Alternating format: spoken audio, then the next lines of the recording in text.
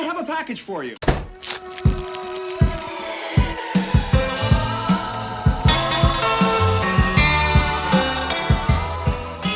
Salut à tous et bienvenue pour ce nouvel épisode de Recommandé, le 9e, et c'est un épisode spécial. Aujourd'hui c'est un épisode Saint-Valentin. Oui, je suis accompagné de Yann, ton premier amour. Voilà, Thomas. Salut.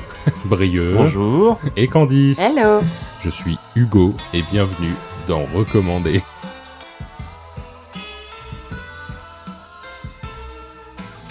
Alors aujourd'hui, épisode un peu spécial puisqu'on a décidé de changer la formule pour un épisode spécial et il y aura donc pas d'actu pour cet épisode et on va discuter un peu, on va avoir un gros débat autour de c'est quoi l'amour ? Parce que c'est quoi l'amour au cinéma, hein ? Et regarde ensuite, pas comme ça, je vais rougir. Il se fait sa fanfiction en live. D'ailleurs, j'ai écrit un petit truc, j'aimerais te le lire. Donc l'amour au cinéma, donc. Voilà, l'amour au cinéma. Et ensuite, on fera notre petite reco habituelle que chacun a écrite. Tout à fait. Du coup, pour commencer, moi, je voulais demander à Yann, Team Jacob ou Team Edward ? Oh non. Excuse-moi, mais Edouard est beaucoup moins sexy que Jacob. Enfin, faut être honnête 5 minutes. Oui, mais il y en a un qui se transforme en loup. Non, mais il est luisant dans la lumière. Excuse-moi, ça change tout. Ah, mais l'autre, il est luisant, il a pas besoin de lumière, il est juste sotte. Edouard, c'est le vampire, on est d'accord ? Oui. Ok. Non, j'avais pas de... Pas d'autres informations. Non, je réfléchissais. Mais non, mais c'est Robert Pattinson quand même. Et on l'a longtemps vu dans Twilight, voilà. Alors que maintenant c'est Batman. Donc, au final, moi je choisis Robert Pattinson plutôt que Jacob. C'est un putain d'acteur. Alors que c'est toujours Jacob. Ouais, rappelons que c'est quand même Cédric Diggory aussi. C'est Cédric Diggory. Franchement, la genèse, quoi. HP4. Alors, comme première question pour ce petit débat, moi j'avais envie de vous demander qui est votre premier crush au cinéma ou en série d'ailleurs. Si vous deviez répondre, dites-moi. Premier crush. Est-ce que vous voulez que je parle en premier ? Est-ce que les dessins animés c'est autorisé ? Bon, techniquement, oui. T'es Non. très jeune. Autorisé du moment. Non, mais quand t'es enfant, Du moment que c'est pas chien et chat. Je suis terrorisé. Allez, Scooby-Doo. On parle d'autre chose. Moi, je m'en souviens très bien parce que je venais de voir Harry Potter 3 et j'étais fan d'Harry Potter, j'avais lu les livres et j'allais voir les films après avoir terminé le bouquin à chaque fois. Et je m'en souviens très bien parce que j'avais acheté un magazine en plus qui parlait de l'univers d'Harry Potter, etc. Avec sur la couverture, non pas Harry Potter au milieu et Hermione et Ron de chaque côté, mais Emma Watson au centre et Daniel Radcliffe et son collègue Rupert Green, hein, c'est ça ? Ouais, au milieu. Et je me souviens, j'avais à peu près le même âge, j'avais 1 an de moins qu'Emma Watson, et je me souviens avoir eu un coup de sang, quoi. Un coup de sang. Ouais, et de me dire... Tout le sang de la famille est monté à la poste. c'est ça, tout le pour reprendre Marivaux. Et du coup, vraiment, d'avoir un coup d'amour pour ce qu'elle, pour le personnage, plus que pour l'actrice que je connais pas, mais en tout cas pour le personnage, je me suis dit que effectivement, j'aurais aimé être à Poudlard. Mais je pense que tous les ados de cette génération... Ouais, je pense que c'est une... Toutes les filles voulaient être Emma Watson. C'est pas mal, mais c'est pas vraiment mon crush dont je me souviens, quoi. Je préfère le loup. Quand elle a commencé à avoir les cheveux courts et tout. Mon crush, c'est... alors, c'est pas du tout dans ce film, parce que... Voilà, mais moi, c'est Scarlett Johansson dans Match Point de Woody Allen. Moment où l'acteur qui ressemble un peu à Joaquin Phoenix, je me rappelle jamais comment il s'appelle. C'est pas Jonathan Rhys-Meyer ou un truc comme ça ? Oui, un truc comme ça, exactement, je crois. C'est un truc comme ça, c'est pas lui, mais c'est un truc comme ça. Il lui fait une leçon de ping-pong. Ouais. Voilà. Je ne savais pas que le ping-pong pouvait être aussi affriolant. Ouais, mais il est hyper sensuel en plus, ce film. Non, donc, il y a au-delà de Scarlett Johansson qui est déjà un cadeau pour l'univers. Il y a aussi tout le traitement de l'image, la façon dont il filme et Scarlett Johansson, mais même les autres acteurs, le traitement du corps, etc. Ça joue énormément. Je pense que c'est pour ça aussi. Le coup du crush, il est autant lié à l'acteur et peut-être l'ambiance du film, mais la façon dont ils ont été filmés, elle joue énormément. Ouais, oui, c'est vrai. Ouais. Et du coup, toi, Candice, mais moi, je crois que c'est un peu ridicule. Je me souviens pas d'un vieux crush. Je sais c'est Anakin Skywalker, je suis désolée. Attends, lequel Mais non, mais... Dans celui du 1. La menace fantôme. Non, mais alors, le deuxième... deuxième série, tu vois, à partir du 4, enfin du 1, du coup. Non, mais du 1, excusez-moi, j'ai toujours eu du mal avec ces notes. Du 2, parce que dans le 1, c'est un gosse. Dans le 1, c'est un gamin. Oh, c'est pour ça qu'on faisait la blague. glauque, et j'ai foncé dedans, quoi. Et dans le 6, c'est un vieillard. Bah voilà, le 6, j'adore. C'est toujours mieux que le 1. Non, mais décrépit, c'est mon truc, quoi. Non, je rigole. Non, du coup, ouais, Anakin Skywalker, et sinon, je crois que je dois avouer, période collège, Smallville, Clark Kent.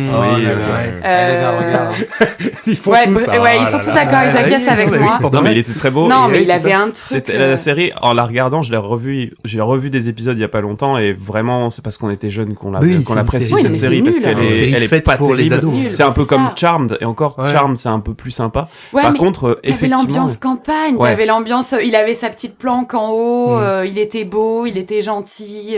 Puis il avait Lena, qu'elle s'appelait? Situation. Lana, qui était son premier amour, et qui était le premier amour aussi de pas mal de monde. Elle était super. Elle était très belle, cette actrice. Elle est toujours très belle, d'ailleurs, si elle nous entend, on l'embrasse. Bien sûr, elle nous écoute, là. Tu peux lui dire bonjour en anglais, si tu veux. Hello, you're so beautiful. Thank you for Smallville and the other... Qu'est-ce que tu as fait d'autre? Je ne sais pas. Thomas. Ouais, mais je sais. Ah, vas-y. Je sais qui c'est. Vas-y. Pour toi. Vas-y. C'est pas Meg? Megara dans Hercule. Oui. Ah ouais. Là, j'étais gamin, mais Meg dans Hercule. Oh, mais elle est ça avec une main dans le slip. Moi, je voulais être Meg. Ouais, moi, je voulais être Hercule.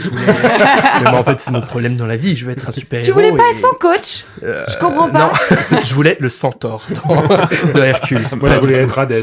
Il y a un tout petit mini détail. Tu m'appartiens. C'est mon côté mascutoxie.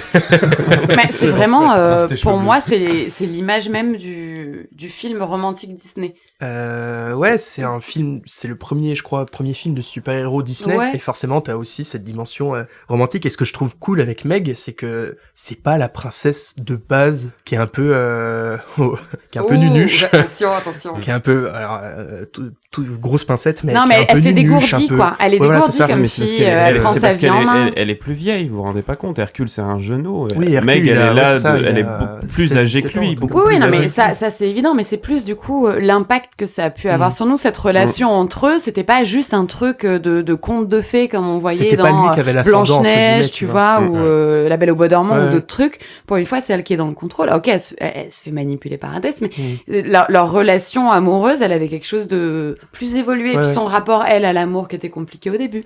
Je trouve que c'était une des premières fois où tu voyais une histoire un peu plus, une histoire d'amour un peu plus complexe, tu vois. Et quand t'es dans ta fin de primaire, début collège, tu peux t'identifier plus facilement aussi. Mais du coup, plus tard, sur des vrais gens, pas des dessins animés, Casino Royale, Eva Green dans Casino Royale. Je suis tombé follement amoureux. Je disais, mais c'est qui cette dame, cette femme? Elle est incroyable, elle est trop belle, elle est pareil ultra dégourdie, méga intelligente. James Bond habituellement il claque des doigts pour avoir les meufs, et là elle dit bah non. C'est pas comme ça que ça se passe. Plus tard, si elles font pour James Bond. D'ailleurs il y a une scène inversée là où dans la plupart des James Bond il est en costume sur la plage et il voit une femme en bikini qui sort de l'eau. Là c'est l'inverse. Ouais, c'est lui qui sort en maillot de bain et elle l'attend sur la plage et pour le mater lui. Donc il y a ce côté un peu inversé justement dans cette relation qui était sympa pour ce Casino Royale. Je sais pas vous, mais de toute façon vous êtes des mecs, donc forcément vous allez me dire non. Mais moi je suis génération découverte de James Bond et autres avec Pierce Brosnan. Ah bah oui, bien sûr. Et pour moi c'était l'image même du James Bond, le mec trop classe, trop beau. Aujourd'hui avec du recul je me dis quand même James Bond pour moi aujourd'hui hyper misogyne sur plein de trucs quand tu regardes ses films de l'époque. Il faut qu'il soit misogyne James Bond. Mais moi c'est le premier James Bond que j'ai connu, même avant les Sean Connery et compagnie, où c'est des films comme étant plus vieux que j'ai regardé plus tard. Pas pour rien qu'il s'appelle James Bond. Moi sur les bien joué, bravo. Moi sur les James Bond, toute ma famille a été fan. C'est-à-dire que depuis mon grand-père, on avait les cassettes, vidéo, la collection, donc j'en ai vu plein. Mais en effet, pour moi, c'était Pierce Brosnan. Quand tu le regardes aujourd'hui, Ouais, c'est le mec, tout est trop beau, tout est trop cadré, puis plat en fait. Moi j'ai trouvé qu'il y avait ça manquait d'originalité, ça manquait de saveur. Il était toujours froid, toujours en costard bien beau. Ouais, mais ça on a retrouvé autre chose avec Daniel Craig après. Daniel Craig pour moi, parce que c'est l'image de. C'est le truc que je regrette avec Daniel Craig, par exemple. Moi, j'ai grandi aussi avec Pierce Brosnan et Pierce d'ailleurs. Pierce Brosnan. J'ai dit Pierre. Pierre Brosnan. Pierce Brosnan. C'est les gadgets. Oui. Les gadgets. Oui. Mais attends, dans Meurt un autre jour. On s'éloigne de l'amour, là, on s'éloigne de l'amour. Avec Ali Berry. Mais l'amour, c'est aussi les gadgets. Avec Ali Berry. Oui, il y a un truc très... tous ces missiles et ces flingues. Ont une certaine forme. On parle un peu de virilité, quand même. Enfin bref, les gadgets, c'était tellement cool. Et puis quand Daniel Craig avec un C. Pardon, j'ai confondu. C'est un faux fan de James Bond. Décidément, il se trompe sur le prénom de... J'ai confondu avec Craig David. Oui, Daniel Craig, quand lui il est arrivé et qu'il avait juste un flingue et une voiture qui n'avait pas de gadget, j'étais c'est pas James Bond en fait. Alors que si. Ça marche très bien. Et toi, Yann? Ah bah moi, non mais honnêtement, vous avez vu 3? Vous avez vu Brad Pitt? Oui. Brad Pitt, désolé, on enlève Hélène, on enlève les autres. Brad Pitt. Hélène de Troyes, Diane Kruger. Diane Kruger, elle est magnifique. Elle fait partie des meufs all time forever. Tu fais face à un Brad Pitt en jupe, les gars. Mais Brad Pitt aussi. Ouais, non, mais maintenant que tu le dis, c'est vrai que j'aimais beaucoup regarder 3 quand j'étais plus jeune. Je l'ai vu l'adolescence, 150 fois. J'ai vu le film 150 fois. Alors que bon, c'est juste un péplum, mais... Ouais, mais il est ce genre de sueur, c'est pas juste un péplum, c'est Brad Pitt. Moi, c'est Liv Taylor dans Le Seigneur des Anneaux. C'était sûr. Quand elle arrive là, derrière le flash blanc, quand elle vient sauver Frodon, je me dis, sauve-moi. Faut que je trouve un Nazgûl, quoi.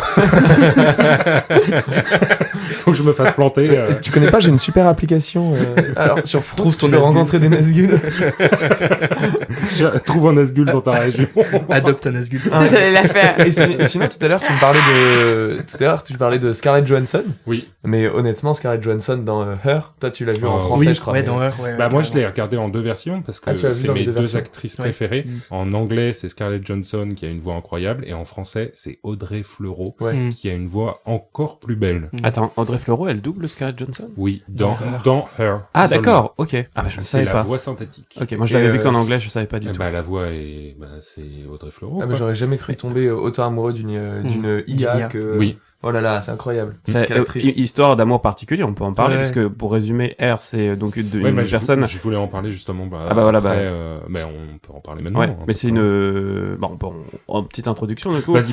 Voilà, mais c'est un film dans lequel une personne, n'a pas forcément beaucoup de succès dans sa vie amoureuse et recherche quelque chose, on sait pas trop quoi, mais il a ce mal-être, vous savez, il a pas trouvé la bonne personne, et il achète une application, une intelligence artificielle qui va être son assistante pour ses tâches quotidiennes, etc. Et c'est une intelligence artificielle, donc, qui interagit de façon intelligente avec lui, et il finit par tomber amoureux de cette intelligence artificielle et de vivre une vraie histoire d'amour avec cette intelligence artificielle. Et sur le coup, moi, au début du film, je me suis dit, c'est pas possible, j'y croyais pas, en fait, tu vois, et à la fin du film, tu te dis, ok, n'importe qui pourrait, par anthropomorphisme, besoin d'affection. C'est arrivé il y a pas très longtemps avec la nouvelle IA Replica, là. Replica, c'est une fille qui a perdu son copain, je crois, et qui a créé une IA pour pouvoir reconstruire ce personnage. Elle a récupéré absolument... Non, mais elle a récupéré absolument tous les messages de toutes les discussions WhatsApp, Messenger, mail, tout ce qui était possible de récupérer, de leurs discussions à tous les deux. Elle a tout rentré dans l'IA, et en fait, maintenant, l'IA communique avec elle comme si elle parlait encore à son fiancé, quoi. C'est le fond du globe. Mais t'as littéralement... Comment tu veux passer un jour à autre chose, quoi. T'as littéralement cette histoire dans Black Mirror, justement, pour de vrai. C'est Black Mirror. C'est Black Mirror ou quoi? Dans l'épisode 1 de la saison 2.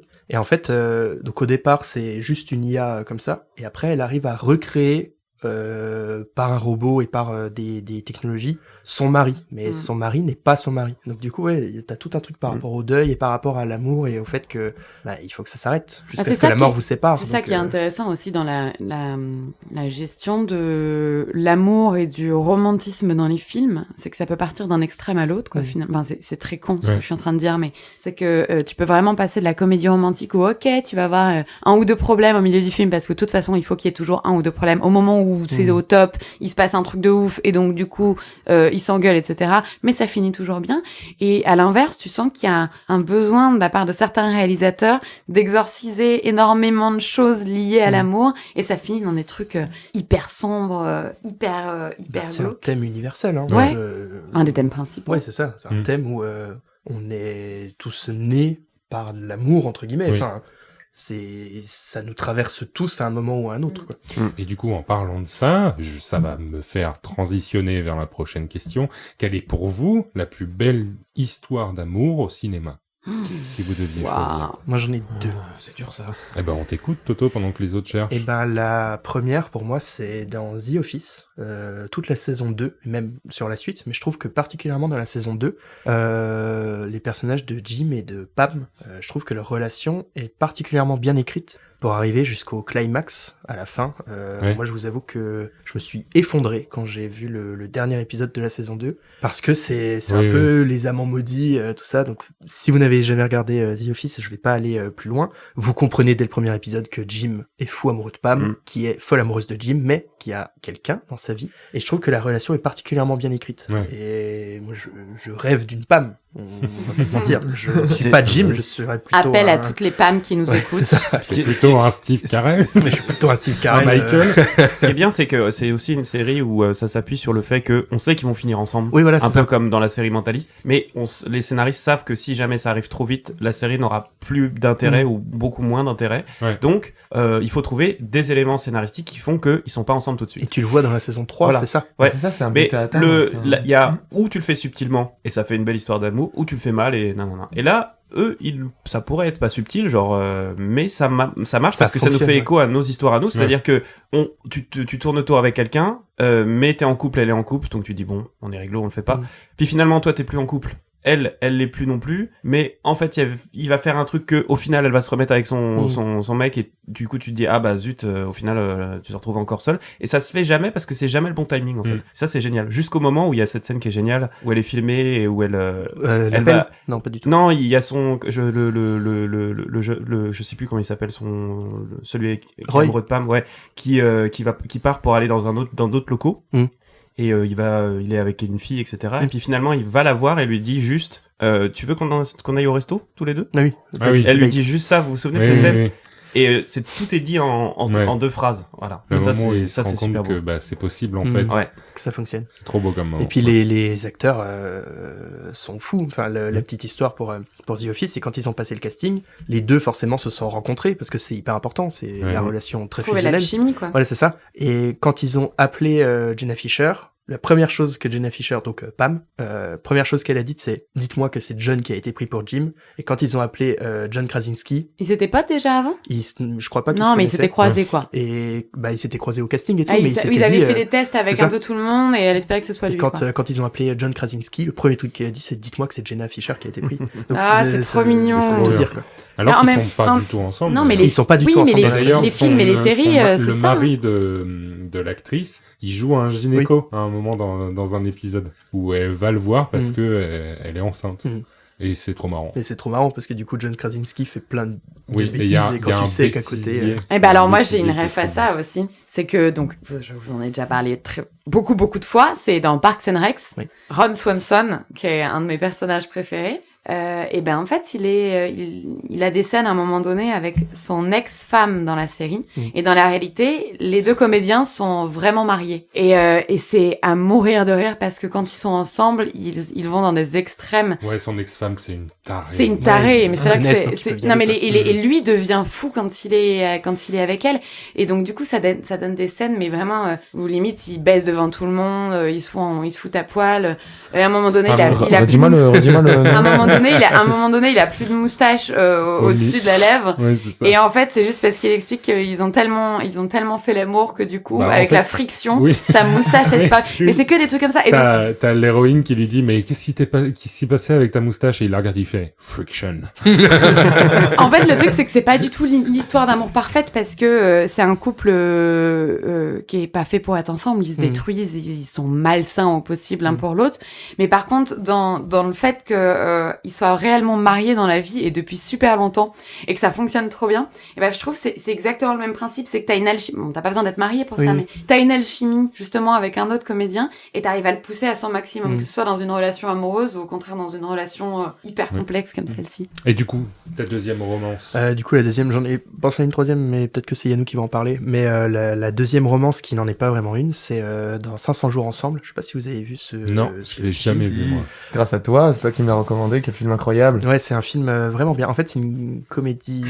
Enfin, c'est une comédie dramatique, comédie romantique, qui n'est pas une comédie romantique. Parce que ça parle de l'histoire de Tom, de Joseph Gordon-Levitt, qui rencontre Summer, qui est Zoé Deschanel. Et donc le film, c'est 500 jours ensemble. Dans la VO, c'est 500 Days of Summer.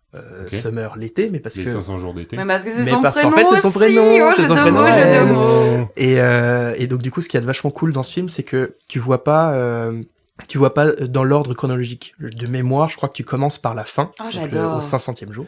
Et après, tout au long, tu vas voir le premier jour. Comme des et flashbacks, puis après, quoi. ouais, c'est ça. Puis après, cut, tu vas voir le 100e. Et après, tu vas voir en fait le 300e, Voilà, etc. J'ai suffisamment lu Denis Kelly pour savoir que c'est pas une bonne idée. Et ben, en fait, ce qu'il y a de vraiment cool, Ça c'est marche, que Denis Kelly. c'est qu'il Donc, dans c'est ce ça, film, c'est ça qui est horrible. dans ce film, il te fait passer beaucoup de choses par l'image. Il te fait passer des émotions par l'image. Et après, l'histoire d'amour qu'il y a entre eux, lui est très amoureux. Il veut commencer quelque chose avec elle. Elle lui dit, moi, je ne serai jamais amoureuse de toi. Oh là Je là. veux bien être avec toi, mais je ne serai jamais amoureuse de toi. Parce que lui, il se dit, bah, c'est pas grave, je vais lui faire changer Je vais d'avis. la séduire, Je quoi. vais la séduire, je vais lui faire changer d'avis. Et tu vois au fur et à mesure que ben c'est un peu plus compliqué. Il y a une phrase que je trouve très belle qui lui dit, tu voulais être la copine de personne et maintenant t'es la femme de quelqu'un. Et je trouve que c'est à la fois violent mais très beau. Enfin, ça veut tout dire du truc. Et je trouve que c'est une relation, j'allais dire belle, pas forcément belle, mais moi c'est un film que j'aime beaucoup revoir et revoir. En tout cas. Ok. Ça donne envie de le voir. Je l'ai pas vu. Ah, il était génial. Hein. Il est vraiment, ils jouent tous très bien. T'as une scène une fois qu'il a couché avec la femme de ses rêves où il sort et où tu dis, ça devient une comédie musicale le truc où en fait tout est trop. Il se trouve trop beau, il se regarde dans le miroir, il se fait un Les clin couleurs d'œil, sont des trucs. éclatantes. Tout le monde lui sourit dans la rue. Ce qui est arrivé à tout le monde aux années lycée. Ouais, c'est ça. Tout le monde revenait d'un coup, était beaucoup plus joyeux, faisait alors les gars, ça Ouais, va Et toi, Brieux, est-ce que t'as une histoire d'amour qui t'a particulièrement marqué aussi? Moi, il y en a une beaucoup. Et étonnamment, c'est un film que j'ai vu il y a pas longtemps, mais qui est un film qui est très vieux. C'est un film qui est sorti en 1942, qui s'appelle Casablanca, que vous connaissez sûrement et que tout le monde connaît, et a déjà vu sûrement. C'est un des rares films qui m'a ému aux larmes, mais vraiment où je pleurais, en fait, littéralement. Je pleurais. Il y a beaucoup de scènes qui font vraiment pleurer, pas que les scènes d'amour. En gros, c'est l'histoire d'une femme qui hésite entre deux hommes parce qu'elle a eu une histoire d'amour avec un homme à Paris, mais elle était déjà mariée avec une autre femme, avec un autre homme, en Pologne. Ouais. Il faut savoir qu'en fait, elle a fui la Pologne à cause de l'Allemagne nazie. Et je vous l'ai dit, ça a été filmé en 1942, donc c'est vraiment très frais. C'est un film qui a été filmé quasiment en direct live de ce qui se passait. Donc déjà, il y a ça en plus. Et t'as tout ce bouleversement de ces personnes qui se retrouvent à Casablanca pour essayer d'avoir un avion pour Lisbonne et de Lisbonne aller aux États-Unis. Et elle retrouve les deux hommes qu'elle aime et elle hésite entre les deux. Et vraiment, c'est très très beau, c'est très très triste, parce qu'il y a une scène magnifique avec des Français qui sont dans un bar, puisque le Maroc était colonie française, et où les Allemands s'installent et où ça devient dramatique pour tout le monde, etc. C'est vraiment un film qui est bouleversant. En tout cas, moi, ça m'a vraiment bouleversé. Je l'ai vu avec ma femme aussi. On était en larmes tous les deux. Voilà. Pour moi, c'est celui-là. C'est vraiment très beau. Allez voir Casablanca. revoyez-le parce que je pense que tout le monde l'a déjà vu. Mais... il doit encore être de temps en temps au cinéma. Hein. Ouais, il y a pas des... Oui, si, ça fait partie des films qui sont diffusés dans des grandes salles. UGC, de temps en temps, ils font des... Puis même dans les salles d'arrêt essai, souvent ils repassent des films. D'ailleurs, la scène de la Marseillaise, si vous allez le revoir. Moi, je l'ai pas vu. Tu l'as pas vu ? Il y a une scène qui est splendide où il y a des Allemands qui s'installent à... Ne spoil pas. Le film est 1940. Le film est sorti en 1942, ça va, je peux spoiler. Mais il y a des Allemands qui sont installés dans le bar, qui ont pris le piano pour eux et qui jouent et qui chantent des chansons à eux, etc. Et il y a le patron du bar qui va voir son orchestre et qui lui dit la Marseillaise maintenant. Et il se met à chanter la Marseillaise et tout le monde se met à chanter la Marseillaise. Et au fur et à mesure, les Allemands qui essayent de renchérir sur la Marseillaise finissent par arrêter pour ensuite aller voir la police française, leur dit vous fermez ce bar tout de suite, ça va pas. Mais cette scène-là, rien que de voir cette scène-là, elle est genre vraiment touchante parce que symbole, du coup. Les gens qui chantent sont des vrais Français en 1942, qui chantent la Marseillaise. Donc ils ont pas des accents bizarres. Donc non seulement ils n'ont pas des accents bizarres, mais ils pleurent. C'est pas leurs larmes sont vraies quoi. Ils pleurent parce que leur pays est envahi quoi. Oui, c'est une réalité actuelle à ce moment-là quoi. Ouais. C'est émouvant aux larmes aussi. Ouais. Yannou. Alors bon, c'est le moment où je vous parle d'animé. Il y en a plein qui me viennent en tête, mais il y a les mangaka japonais sont extrêmement doués pour écrire des histoires d'amour. J'en mentionnerai 4, mais je ne vais en parler que d'une. Mais du coup, une grosse mention spéciale à Je veux manger ton pancréas, qui est donc un film d'animation. Non, mais c'est pas la première fois qu'il nous en parle, mais à chaque fois qu'il nous en parle, ça me fait tellement bizarre. Mais oui, le nom est terrible, mais l'histoire est magnifique. C'est donc un film d'amour, c'est évident. Et c'est un film d'amour qui est magnifique. Ensuite, il y a les 2 magnifiques séries d'animation, Anohana et Orange, qui sont aussi magnifiques. Mais là, je vais vous parler de Silent Voice. Silent Voice, c'est l'histoire d'une petite fille sourde qui débarque en primaire dans une nouvelle classe et qui va se faire salement harceler parce qu'elle est sourde et que les enfants sont cruels. Et donc nous, ce qu'on va faire, c'est suivre le harceleur quelques années plus tard, alors que toute sa vie s'est plus ou moins fait détruire à cause du harcèlement qu'il avait fait subir à cette petite fille. Et c'est alors qu'il est au bord du suicide, c'est retrouver cette fille 10 ans plus tard qui va le sauver. Ils vont vivre c'est beau. Une petite histoire d'amour qui, ma foi, est magnifique. J'ai pleuré comme un gros bébé devant ce film. Et il mérite vraiment d'être vu. Je sais que quand je me dis, tiens, je regarderais bien un petit film d'amour, c'est là-bas que je vais. Très bien. Okay, d'accord. Super. Ça donne envie. Pas autant que Je veux manger ton pancréas. Mais c'est un battle de qualité entre les deux. Ah ouais. Mais vraiment, c'est à voir. C'est magnifique. C'est des animations qui sont très belles. Les musiques sont très jolies aussi. Après, ce qui est dommage avec l'animation japonaise, c'est que parfois c'est un peu over the top, quoi. C'est un peu tout le temps. C'est un peu comme les dramas coréens. J'avais recommandé pour la chaîne Take a Plane in Home with You, Crash Landing on You, pardon. Voilà. Ouais. Où aussi les derniers épisodes, les acteurs sont sans arrêt tout le temps en larmes parce qu'ils vont se quitter et tout. Et au bout d'un moment, tu fais bon, arrêtez de pleurer maintenant. Remettez-vous, c'est bon, ça va. Non, mais là c'est pas du tout un truc larmoyant à l'intérieur. Non, mais c'est moi peut-être qui culturel aussi. Oui.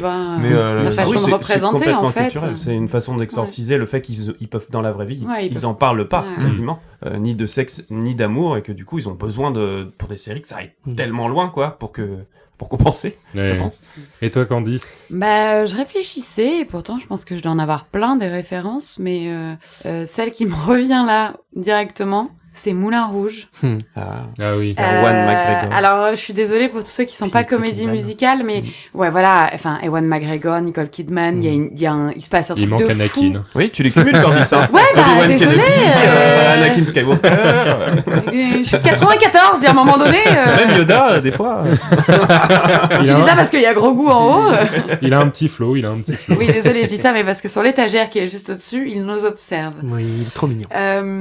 Ouais, non, mais Moulin Rouge, alors, moi j'ai toujours adoré l'esthétique de ce film-là. J'aime que ce soit too much aussi, parce que vraiment Moulin Rouge c'est poussé à l'extrême. Mais pour moi c'est une des histoires les plus romantiques, les moments où il chante comme What Mail, hein, toutes les scènes où elle est en haut du balcon, lui est dans la rue, il chante, l'ambiance est triste à mourir, il pleut, il y a quelque chose de brutal et en même temps d'une douceur infinie. Je sais pas, j'ai dû voir ce film quand j'avais 8 ans peut-être. Et ça m'a marqué. C'est des musiques, même, enfin, toutes les musiques, je peux les écouter encore aujourd'hui. Je sais pas, ça réveille un truc en moi. Peut-être que du coup, ça a incité aussi l'amour, c'est compliqué. L'amour, c'est compliqué. C'est 120. Oui. Après, je suis convaincu. Mais ouais, non, ce film... Ça va aller, Thomas, ça va aller. J'adore cette fête. Moi, je suis amoureux de toi. Alors ça va. Allez, plus jamais. Ouais, alors moi, je tenais à dire, on fait un épisode spécial Saint-Valentin. C'est juste parce que... ça permet de parler de... Voilà, ça permet de parler d'autres choses. On est commercial. Personnellement, la Saint-Valentin... Je trouve que ça sert à rien. Sympa, c'est mon anniversaire. Non, mais voilà. Alors, à part d'ailleurs, joyeux anniversaire. Oui, le jour même, joyeux anniversaire. C'est pour ça que je le dis, c'était pour me faire mousser. Ouais, désolé, nous on oublie, on tourne en avance. Donc, que tous nos internautes me fassent un petit joyeux anniversaire, s'il vous plaît. Je vous prie besoin. En tout cas, on les embrasse tous les deux. Pour revenir au sujet, je pensais que tu parlerais, Yann, de The Last of Us, l'épisode 3 de Last of Us. J'ai hésité. Dans le côté très belle. C'est vrai, très belle relation. C'est vrai que c'est très beau. Je sais pas si tu l'as vu, Last of Us, la série. Non, pas du tout. Pas encore. Il y a dans le 3e épisode quelque chose qui se démarque totalement du jeu vidéo, vous serez d'accord avec moi, de 2 hommes. Un homme qui est au départ un skinhead un peu qu'on méprise un peu. Qui a un rustre, qui est celui qui a plein d'armes dans sa cave aux États-Unis. Gros complotiste. Avec des livres avec marqué Guns and Roses, tu vois. Il se dit survivaliste. Et il se fait une forteresse pour pouvoir se protéger donc de l'apocalypse dans son petit village où il est le seul restant. Et il vit seul en élevant ses poules, etc. Et il est content. Et un jour, il y a quelqu'un qui tombe dans un de ses pièges et contre toute attente, il décide de le recueillir. Et ils finissent par tomber amoureux et on voit un autre visage complet de ce personnage qu'on trouvait méprisable. En tout cas, moi, je le trouvais méprisable dès le début parce que c'est vraiment... puis dans le jeu vidéo, tu te dis, cette rencontre, elle va durer, allez... je propose qu'on arrête le spoil là. Et profiter de l'épisode. Et aller voir l'épisode. Magnifique. Allez voir The Last of Us tout court, mais cet épisode en particulier, la relation est parfaite. Grosse claque. J'ai pas d'autre mot. Elle est parfaite. Voilà. Et puis moi, mon histoire d'amour préférée, c'est Didier. Non. Ce gros clébard. Il est con, ce chien. Tu arrêtes. On ne sent pas le cul des gens. C'est bien simple. Sauf s'ils te demandent. Non, moi, c'est Her. On en parlait tout à l'heure. C'est Joaquin Phoenix là-dedans. Il est méconnaissable. D'une beauté sans nom. Il est trop beau. La voix de Scarlett Johansson et de Audrey Fleurot, du coup, elles sont magnifiques. Et puis...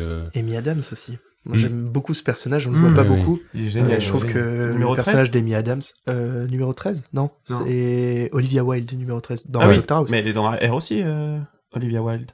Elle est son... c'est possible. Ils ont un rendez-vous ensemble et ils se rendent compte c'est ça. Attendez. Mais non, je pensais pas à elle, je pensais à la pote. Oui, ok. Ce rendez-vous Tinder, Olivia Wilde. Oui, mais toute cette aventure qu'ils ont ensemble... je trouve ça tellement bien pensé, tellement bien fait, l'évolution de cette relation, c'est bizarre, c'est un truc qu'on se dirait ça m'arrivera jamais, mais en même temps tu regardes le film et ça te fait un peu rêver, quoi. Ouais, c'est ça. C'est-à-dire que moi c'est pour ça que je l'aime autant, c'est-à-dire que tu te dis c'est un peu cringe, tomber amoureux d'une IA, jamais de la vie et tout, et puis au final tu regardes et tu te dis ouais, mais en même temps c'est les questions que les gens se posent vraiment, hein. C'est-à-dire que si on pousse l'intelligence artificielle jusque là, les gens qui sont seuls chez eux, qui n'ont pas beaucoup de alors, liens je peux faire un story time. ou autre. Non, mais ce que je veux dire, c'est que il y a déjà cette peur chez certaines personnes, justement, que t'as des gens qui se réfugient là-dedans parce que c'est plus simple, quoi. Mais avec Replica, c'est le cas, par exemple. Le truc dont je parlais tout à l'heure, c'est une application qui existe vraiment. Mais dans Futurama, ils avaient fait un épisode là-dessus où Fry, en gros, est hyper nostalgique de Fry, c'est le héros pour ceux qui pardon. Pas. Donc Fry, c'est le héros principal, c'est celui qui au passage à l'an 2000 s'est retrouvé cryogénisé et du coup il arrive il retourne dans la vraie vie en l'an 3000 et à partir de là il lui arrive 1 milliard de trucs et donc du coup il est très seul et il y a un épisode notamment où il télécharge une intelligence artificielle qui est intégrée dans le corps de Lucy Liu en plus, et donc il en tombe follement amoureux, sauf que c'est pas possible, et puis c'est mal vu aussi à l'époque. Puis il y a tout un truc sur l'image de Lucy Liu qui a été volée et de plein d'autres stars, et en fait ils sont gardés secrets, enfermés, bref. Mais du coup il y a déjà cette idée de qu'est-ce qu'on fait, et puis ils l'ont revu une autre fois.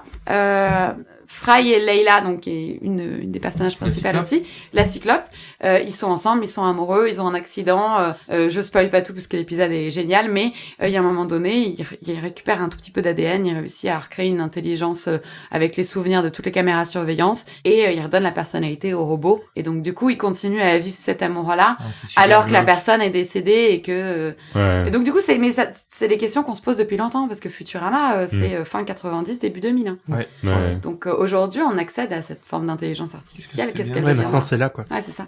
Et donc comme troisième et dernière question que je voudrais vous poser, c'est à quoi ça sert l'amour dans un récit? C'est Yannoum qui m'a donné l'idée et c'est magnifique.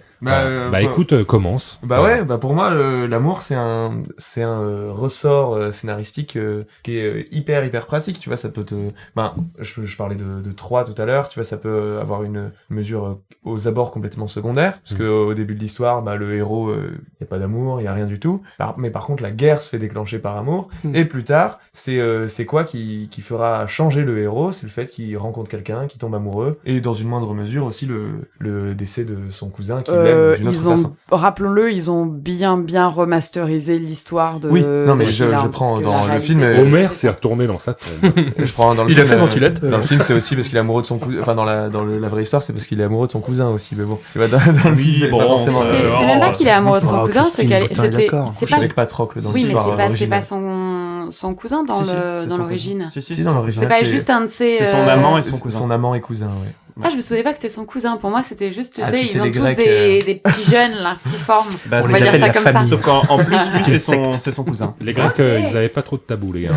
On n'est pas obligé d'avoir un film qui parle d'amour dont c'est le sujet principal pour qu'il y ait de l'amour dans le film et pour que ce soit un ressort dramatique hyper important. Oui. C'est très souvent ce qui va être en sujet sous-jacent pour faire évoluer le héros ou l'héroïne. Évoluer, mais surtout ça amène de la profondeur au personnage. Oui, mais c'est souvent ce qui va par exemple le rendre gentil à un moment donné face à un choix, c'est de choisir l'amour ou le pouvoir par exemple, et c'est de prendre l'amour qui va le sauver d'une certaine manière, contrairement à ce qu'aurait par exemple fait l'antagoniste du film où il aurait l'amour. C'est très manichéen quand même. Ça sert aussi, par exemple, à rendre un méchant humain. Oui, dans complètement. un film. Tu vas regarder un film, tu vas trouver quelqu'un d'exécrable et au final, il aime quelqu'un, donc tu dis ah ouais putain en fait. Ou parfois il fait le mal par amour aussi. Oui, c'est ça. Oui, même je pense au Tartuffe au théâtre. Où par exemple Tartuffe forcément est abject au possible et déjà du coup, mais c'est pas le héros mais déjà t'as tendance à apprécier du coup les autres personnages qui se font complètement manipuler, mais il y a un truc aussi, c'est qu'au-delà de ça t'as des histoires d'amour sous-jacentes et donc du coup ça t'apporte encore plus de sympathie, de pitié pour les autres personnages qui pourraient se retrouver coincés, donc même quand l'histoire d'amour est pas forcément le truc principal, ça te sert c'est un ressort. Ça permet de faire évoluer les choses. Comme c'est universel et comme ça nous touche tous, ça permet de rendre tous les personnages humains à un moment ou à un autre. Et au contraire, parfois quand il n'y a pas d'amour, ça permet vraiment de montrer des personnages complètement abjects. Je sais pas si vous êtes allé voir Le Chapeauté 2. Alors, c'est un dessin animé. Oh non, j'ai pas vu encore. Non, le spoil pas. T'as un personnage qui est vraiment méchant. Et en tout point. Et tu te dis, il est trop méchant. Et il y a pas, et tu dis, il y a pas d'amour. Tu remets le plaid sur ton petit corps comme ça. Il y a pas une once d'amour à part de l'amour propre, de l'amour pour soi encore. Et c'est assez intéressant à voir aussi, de voir que il y a des persos, non, ça ils fait un sont pas amoureux. Contraste. Ouais, c'est ça. Ça fait un super contraste avec tous les personnages qui sont autour ou au contraire. Ça parle de ça, ça parle de leur relation ensemble, etc. Ça me fait penser à Jimmy Lannister et Cersei Lannister aussi. Il y a quand même une histoire d'amour assez couillue où ce sont des frères et sœurs qui s'aiment et au début on trouve ça complètement abject. Lui-même est détestable au possible, très prétentieux. Elle aussi, mais lui il balance quand même un gosse elle lui a demandé. Elle lui a demandé mais il l'a fait. C'est la guerre. Et d'ailleurs il le dit, il dit mais qu'est-ce qu'on pourrait faire, qu'est-ce qu'on ne fait pas par amour. C'est une des premières phrases, c'est la phase de fin de... je sais pas, moi je tuerais pas un gosse. J'espère pour toi. Mais en tout cas, ce qui se passe, c'est qu'à la fin de la série Game of Thrones, et c'est peut-être un des seuls points positifs de la dernière saison. Je l'ai jamais fini, je vais me faire spoiler, alors que jusque-là, j'ai toujours réussi. Non, excusez-moi, c'est mon petit exploit, j'ai réussi à ne jamais vraiment me faire spoiler. Bouge-toi les oreilles maintenant. Mais ce qui se passe, c'est que c'est une belle fin pour tous les deux. Mais non. Et finalement, tu vois plus que l'amour et pas le fait qu'ils soient frères et sœur. C'est un petit peu bizarre de dire ça comme ça, mais ça brise le cœur. Ça brise le cœur, mais qu'on est heureux de les voir, que ça se termine, que l'histoire se termine pour eux ensemble. On attendait ça de toute la saison. Voilà. En fait, elle a tout entendu. En fait, j'ai tout entendu.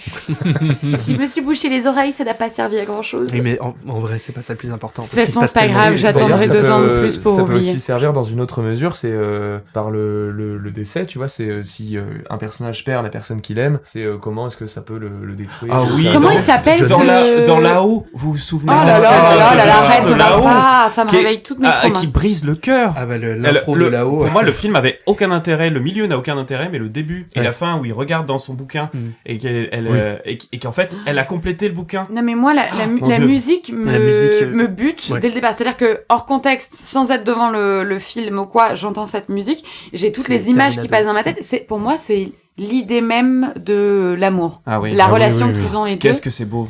Voilà, j'aurais pas dû parler de Moulin Rouge tout à l'heure, j'aurais dû parler de là-haut, voilà. C'est tellement beau, ce moment-là est tellement beau. J'aimerais vivre une histoire d'amour comme ça. Et du coup, l'amour là-dedans, il sert à, une fois qu'il a perdu son amour, à le rendre un peu aigri, ce monsieur. Oui. Et en fait, on a l'impression qu'il devient méchant. C'est ça. Sauf qu'en fait, il est triste. Il est brisé. Il est blessé. Tu vois, c'est une leçon de vie, soyons gentils avec les gens aigris. Il y a la même leçon de vie avec John Wick. Tout a commencé parce qu'il a perdu son chien. Ne tuez pas. Non, parce qu'il a perdu sa femme. Oui, sa femme, ça va. Enfin, fallait être con pour tuer le chien de John Wick quand même. On va parler de totalement autre chose, mais j'ai tellement hâte que le 4 sorte. Ah oui. Bientôt en plus. Bientôt, j'ai pas la date exacte. En mars? Oui. Il a des étoiles dans les yeux, genre le 24 mars. Mais non. Si. Je regarde ça de ce pas, vous aurez l'information aussi. En tout cas, c'est vrai que moi je préfère par exemple des films où l'histoire d'amour n'est pas le sujet principal. J'aime pas aller voir des films avec marqué une histoire d'amour sans fin. Ouais, moi non plus. Je déteste ça parce que on me vend quelque chose qui ne m'intéresse pas, parce qu'on me dit ça va être une belle histoire d'amour et du coup je ne vois pas de belle histoire d'amour, je vois un truc trop écrit. Ouais. Alors que parfois je préfère les histoires d'amour là où il y en a pas forcément, on s'attend pas à en voir. Par exemple dans Le Dernier Samouraï, qui est pour moi une des plus belles fins du cinéma, alors que bon, c'est Le Dernier Samouraï, c'est pas non plus un film extraordinaire. C'est avec Tom Cruise. Avec Tom Cruise. Et il y a une scène où il y a un mec qui se prend un coup de pied de cheval et qui a été gardé au montage. Oui, voilà. Oui. C'est ça. Et il y a à la fin où il retourne dans le village donc japonais. Un coup de pied de cheval, excuse-moi, ça s'appelle un coup de sabot quoi. Oui, excuse-moi la Normande. Mais Yann, tu vois peut-être. Mais où il retourne dans le village où il a vécu pour aller voir la femme avec qui il est tombé amoureux. Et il arrive, elle est en train de faire quelque chose dans son jardin, elle le regarde, il le regarde. Elle le regarde, il le regarde. Mais c'est juste ça, c'est juste un échange de regards où elle a un petit sourire en coin, lui il a un petit sourire en coin, il y a un fondu très long et c'est terminé et ça suffit. Oui, on a le cœur pris. Voilà. Donc pour moi c'est une très belle fin parce qu'elle est très simpliste. Il y a pas besoin de forcément faire plein 36 un peu comme les films français où ils sont obligés d'aller tout dans le Voilà, il suffit de faire ça. Ça pas besoin d'aller dans le pathos. Moi, j'ai une seule comédie romantique qui me plaît. Je vous en ai déjà parlé d'ailleurs, je pense. Pas aux internautes qui nous écoutent, mais aux gens autour de la table. Les gens de la toile. C'est Crazy Stupid Love, avec Steve Carell, Ryan Gosling et Emma Stone, qui est vraiment pour le coup une comédie romantique. Mais déjà, Ryan Gosling, il est magnifique, il joue trop bien. Puis Emma Stone, elle est magnifique, elle joue trop bien. Et Steve Carell sauve un film qui n'a pas besoin d'être sauvé. C'est vrai que c'est un film que je voulais pas voir moi au départ parce que je me suis dit c'est encore une énième comédie romantique. Tu vois, ça fait le même effet que et Hugo m'a bassiné pendant je sais pas combien de temps en me disant mais si, il faut que tu le regardes, c'est un des biens quoi. Oui, exactement.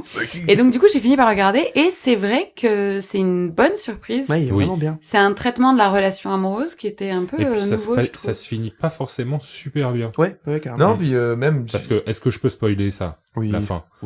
Oui, parce qu'en fait Ryan Gosling c'est un player comme on dit aux États-Unis, donc c'est un gros charreau comme on dit ici. C'est un gros charreau. Steve Carell, lui, c'est un peu un loser qui vient de divorcer et qui n'arrive pas à trouver de nana. Enfin, il a des difficultés. Ça fait 20 piges qu'il était marié, il sait plus faire quoi. Voilà, exactement. Et en fait, Ryan Gosling rencontre Steve Carell et lui dit je vais t'apprendre à devenir un player. Et à partir de ce moment-là, c'est hilarant. Il se passe tout un truc. Et en fait, Emma Stone, qui joue aussi dedans, c'est la fille de Steve Carell et Ryan Gosling sort avec Emma Stone. Donc, et la surprise, à la fin. Steve Carell, à la fin, s'en rend compte et dit à Ryan Gosling, et c'est vraiment la fin, il l'accepte pas, et il lui dit, je ne pourrai jamais t'accepter. Et voilà. Et là, il y a une fête chez Steve Carell, triste. Et du coup, il y a la fête, mais sauf que... Et c'est n'importe quoi. C'est pas la fête. C'est n'importe quoi, mais ça se dénoue pas sur, finalement, je t'aime bien. Oui, parce qu'en même temps, la vie, justement, c'est ça qui est bien dans ce film, c'est que la vie, c'est plus compliqué. C'est pas parce que tout le monde arrive à une forme de dénouement que tout le monde est d'accord avec ce dénouement-là. Ouais. D'ailleurs, c'est ça qui fait aussi les belles histoires d'amour. Je parle de Marriage Story, par exemple, où ça commence. Vous avez vu Marriage Story avec Adam Driver et Scarlett Johansson aussi. Voyez-le, c'est un film splendide qui parle d'un mariage qui est sur sa fin, justement, où ils vont divorcer. En tout cas, ils vont se séparer. Finalement, et en plus, ils vont divorcer. Et il va y avoir du drama parce qu'aux États-Unis, on aime bien rajouter des avocats et les enfants et rends-les-moi. Bref. Et donc, ce qui se passe, c'est que au début, il y a une voix off avec Scarlett Johansson qui doit être peut-être doublée par Audrey Fleurot en français, peut-être, va voir. C'est sur Netflix pour ceux qui veulent voir, qui fait un monologue dans lequel elle explique pourquoi elle est très amoureuse d'Adam Driver, donc le personnage qui est joué par Adam Driver. Et à la fin de ce monologue, ils se retrouvent tous les deux chez le psy et on se rend compte que c'est leur psychologue de couple qui leur a demandé d'écrire pourquoi est-ce qu'ils étaient tombés amoureux. Mais c'est terminé en fait, c'est ça.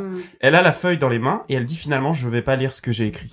Donc tout ce que vous avez entendu, vous spectateurs, Adam Driver ne l'entendra peut-être jamais. Je ne spoil pas, mais et vous vous rendez compte qu'en fait le Marriage Story ne sera pas un mariage d'amour et c'est ça qui m'a plu, c'est que je me suis dit yes, c'est pas une comédie, c'est pas une histoire d'amour, ça se finit il y a quelque chose d'intéressant, voilà. Yes. Et ben moi alors peut-être que ça se finit pas mal, ça se finit pas si mal que ça. C'est libre d'imagination la suite quoi. Mais c'est ça qui est cool aussi. Mais c'est ça, mais c'est la vie en fait et c'est ça qui est beau, c'est qu'on se dit pas parce que il y a aucun moment dans ce film où on se dit ce serait bien ils se remettent ensemble et puis non ça c'est mort. C'est fini. L'amour est fini. Par contre, qu'est-ce qui se passe ensuite? C'est ça la question que pose ce film. Et au final, on a une note plutôt douce amère. C'est que il faut vivre avec ce qui s'est passé. Mais l'avenir ne tient qu'à vous. Ça ne tient qu'à vous que l'avenir soit beau, en fait, tout simplement. Et ben moi, je voudrais rebondir là-dessus et pas parler de film, mais parler d'un texte en tout cas, je sais. Autour de la table que tout le monde connaît. Je sais. Je peux le dire. Non, je vais le dire. Vas-y. J'ai parlé de clôture de l'amour. De l'amour. C'est ça. De Pascal Rambert. Tu connais, Thomas? Non, je connais pas, j'étais dans Manque, moi. Allez. Oui, parce que alors... texte de théâtre qu'on a travaillé. Voilà, vous avez pas la ref, mais toutes les personnes autour de cette table, sauf Brieux et Thomas. Ah oui, c'est vrai, Brieux et Thomas. Mais ils ont assisté à toutes les répétitions. Restez assis. Et donc, le principe... merci, c'était sympa. Je peux expliquer, messieurs? Pardon. Merci. Donc, le principe de ce texte, c'est que c'est deux monologues qui suivent. C'est un homme qui décide de quitter sa femme. Et donc, c'est un monologue d'1 heure où il lui explique pourquoi il la quitte de façon quelque peu violente parce qu'on sent... je dis quelque peu, je suis gentille. On sent qu'il y a une telle difficulté à rompre cette relation parce que c'est un couple qui a été marié pendant 15-20 ans, si je dis pas de bêtises. Ils ont eu 3 enfants. Bon, voilà. Lui, metteur en scène, elle, comédienne, elle jouait dans ses pièces. Donc, il y a tout ce truc-là. Donc, c'est une réelle violence. Elle encaisse tout ce truc pendant 1 heure. Et la deuxième partie de la pièce, c'est elle qui lui rend tout, coup par coup. Chaque phrase prononcée, elle lui renvoie une réponse amère et en même temps pleine d'amour. C'est-à-dire que justement, elle lui balance tout son amour à la tronche, sous forme de colère, pour terminer... Oui, elle lui répond et elle rajoute une couche derrière. Ouais, elle rajoute... Bah oui, mais parce qu'il y a une forme de vengeance. Il aurait pu faire ça gentiment. Il l'a fait de façon guerrière, brutale et abjecte. Et donc, il y a cette vengeance. Mais si vous n'êtes pas lecteur de théâtre ou si vous n'êtes pas lecteur tout court, je vous la conseille quand même. Ça peut passer pour un roman, en fait, parce que c'est deux monologues. Et puis, c'est écrit avec des mots que tout le monde pourrait utiliser. C'est des surenchères que tout le monde pourrait utiliser. C'est pas d'ailleurs écrit, c'est vraiment... On sent qu'ils prononcent les mots et même eux ne se rendent pas vraiment compte de est-ce que c'est bien dit, est-ce que c'est bien fait, mais... il balance, quoi. Oui. En fait, pour vous expliquer jusqu'au bout, l'auteur donc a quitté sa femme, cette comédienne. Il a écrit la pièce avec des choses qui se sont vraiment balancées. Et ensuite, il a demandé à sa femme de jouer son propre rôle dedans. Son ex-femme du coup, et son comédien fétiche de jouer son rôle à lui. Lui était metteur en scène. Et lui était metteur en scène, et il y a eu un travail au plateau, ce qui fait que son ex-femme a rajouté des choses. Il lui a dit, ok mon petit gars, t'as voulu écrire une pièce sur nous, et ben maintenant moi je vais dire des choses et tu vas les ajouter dans ton texte. Et tout ça se sent profondément. J'invite tout le monde à le lire parce qu'il y a une forme de catharsis aussi sur les fins de relations, sur toutes les choses qu'on n'a jamais dit et qu'on aurait voulu dire. Voilà. Ouais. Après tout, est-ce que c'est pas ça l'amour? Est-ce que ça finit pas toujours mal? Allez, bonne Saint-Valentin. Là-dessus, on va passer au reco. Et ben non, ça finit pas toujours mal parce que moi, mes parents, cette semaine, ils ont eu 36 ans de mariage. Bravo. Et c'est un très bel exemple. C'est pas encore terminé. C'est magnifique, mais c'est pas fini. C'est pas fini. Alors. Oui, mais comme quoi l'amour peut durer très longtemps. C'est que de toutes les façons, l'amour peut durer très longtemps, mais irrémédiablement, ça finit mal. Ça finit soit par la mort, soit par ils se séparent. Mais de toutes les façons, ça finit. T'as des gens qui se séparent de façon heureuse aussi. De positivité. Non. Tiens, Candice. Ouais. Bah moi, je vais vous parler de The Dig. Je sais pas si vous connaissez. C'est un film qui est sorti en 2021. Vous pouvez le trouver sur Netflix. Et donc, c'est un film dramatique, historique, réalisé par Simon Stone. C'est une adaptation d'un roman de John Preston qui se consacre au site de Sutton Hoo, qui est un site archéologique.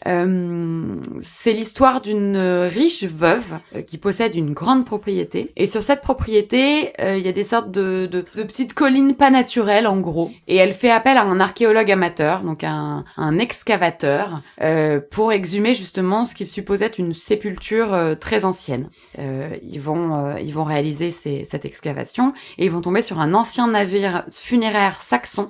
C'est la première fois à cette époque-là qu'on en trouve d'aussi vieux et qu'on se dit ok, donc il y avait déjà des rites funéraires à cette époque-là et d'ampleur en plus parce que c'est pas une petite structure. Mais ce qui va compliquer tout ça, c'est que ça se passe en 1939. D'accord. Et donc c'est juste avant que la guerre éclate. Et donc il y a une précipitation aussi dans cette volonté de faire des fouilles parce que de toute façon tous les hommes vont partir à la guerre, que l'argent sera pas redistribué pour l'archéologie et autre chose, et qu'en même temps il faut protéger ces sites-là qui pourraient potentiellement être bombardés si jamais l'armée nazie arrive, les avions en tout cas arrivent jusque-là. Dedans, vous pouvez retrouver Carey Mulligan et Ralph Fiennes. Alors, je sais pas comment. Fiennes. C'est le mec qui jouait Voldemort. Voilà. Notre cher Voldy. Voilà, exactement. Et il est magistral. Il a un nez. Ouais, donc, mais franchement, il est magistral dans ce film, il est magnifique. Il y a je vais pas spoiler non plus totalement, mais il y a une autre urgence à réaliser ces fouilles-là, c'est que cette riche veuve, elle est malade. Et donc, elle veut que tout soit fait pour partir, que les choses soient carrées, quoi. Dis donc, si je résume bien, il faut faire des fouilles vite, elle est malade, et elle est en 1939, elle est pas dans la meilleure des dispositions en ce moment. Non, mais vraiment... Elle est morte après la guerre. Elle est morte après la guerre. Ah bah ça va. Mais le film est magnifique. Si vous aimez les belles images, je pense que quand on aime le cinéma, on aime les belles images quand même. En général. Dans l'ensemble, il y a des très très belles images de nature justement, de brume, de lumière qui passe à travers.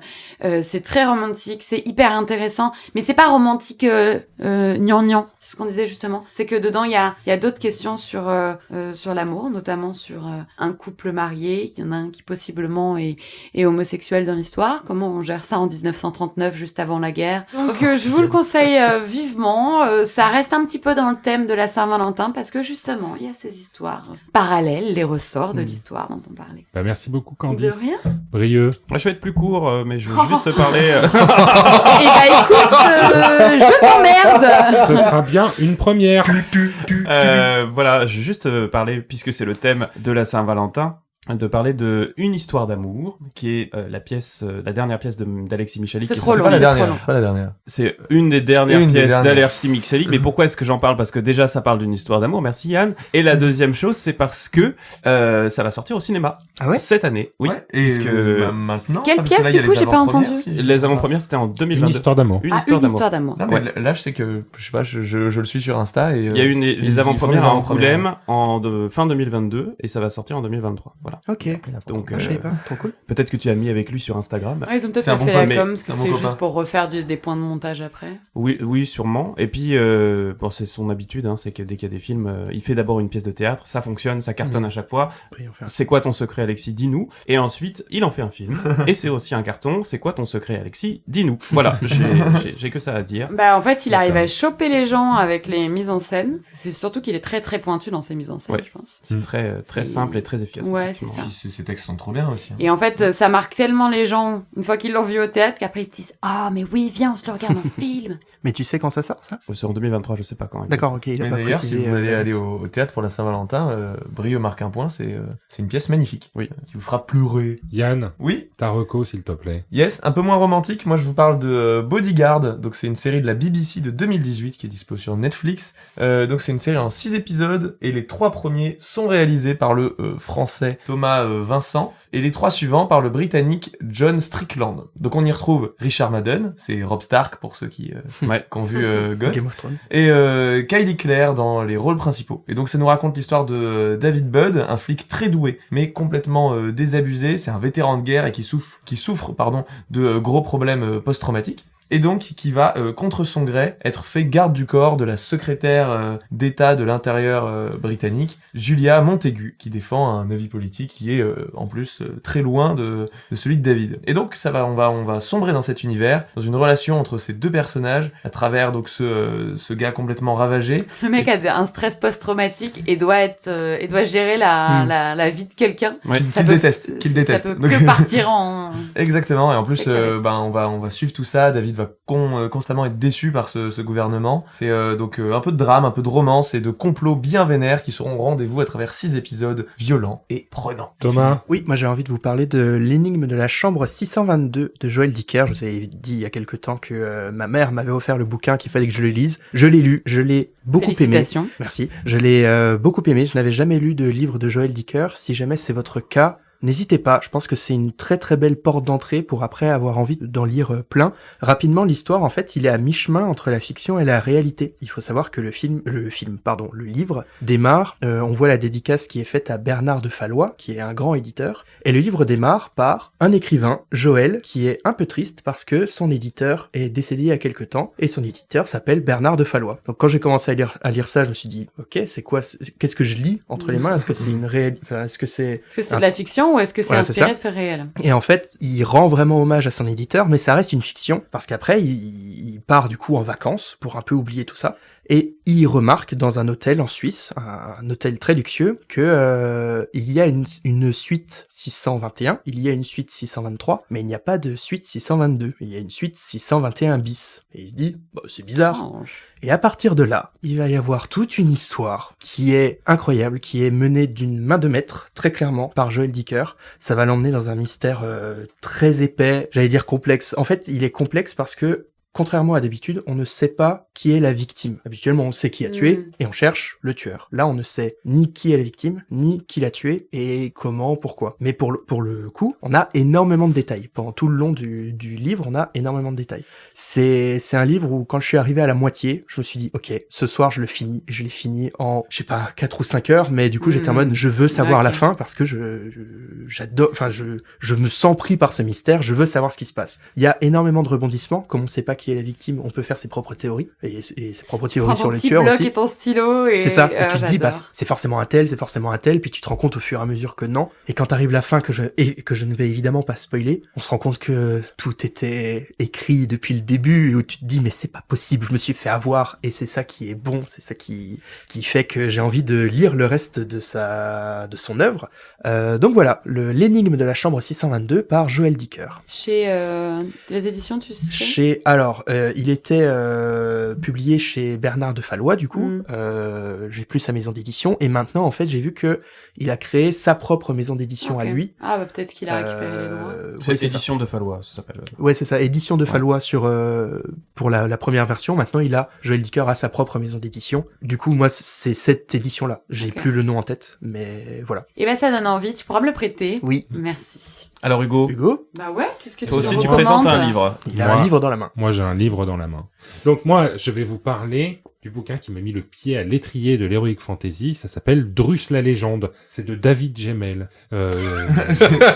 David Gemmell? C'est quoi son mail? Gmail. Donc ça s'écrit G-E-2-M-E-L-L. Alors ça va. Voilà, David Gemmell. Ça va?